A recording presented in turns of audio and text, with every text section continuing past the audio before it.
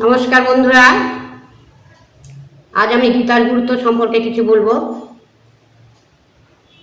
তো বন্ধুরা, তোমরা গীতার গুরুত্ব সম্পর্কে জানতে হলে আমার ভিডিওটা অবশ্যই দেখো। তো গীতার প্রথম অধ্যায় হলো বিষাদ। বিষাদ অর্থ হচ্ছে দুঃখ, আর গীতা শব্দের অর্থ হলো গীত।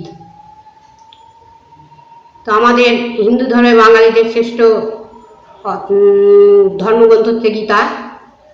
গীতাকে উল্টালে হয় ত্যাগ।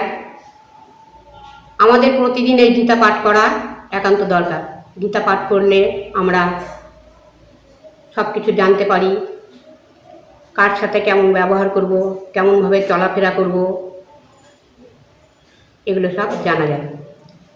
গীতা আধ্যাত্মিক শক্তিকে বাড়িয়ে দেয়। গীতায় 700টি শ্লোক ও 18টি অধ্যায় আছে। যে ব্যক্তি মৃত্যুকালে গীতা নাম উল্লেখ করে সে উত্তম গতি লাভ করে।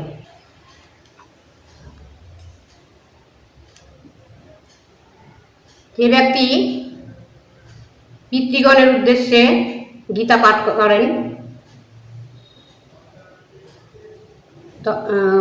পিতৃগণ সন্তুষ্ট হন এবং তিনি নরক হইতে স্বর্গ লাভ করেন। তো বন্ধুরা, আমাদেরকে প্রতিদিন এই গীতা পাঠ করতে হবে, গীতা সম্বন্ধে জানতে হবে, তবে আমরা মানুষের সাথে সদা ভালো ব্যবহার করতে পারবো। আর গীতা পাঠ করলে আমাদের মন শুদ্ধ হয়। তো বন্ধুরা, আজ আমি এই গীতার গুরুত্ব সম্পর্কে যেটুকু বললাম, তো পরবর্তীতে আবার বলার চেষ্টা করব। তো বন্ধুরা, তোমাদের যদি কিছু জানা থাকে তোমাকে কমেন্ট বক্সে বলবে, আর আমার ভিডিওটি লাইক, শেয়ার এবং সাবস্ক্রাইব করবে।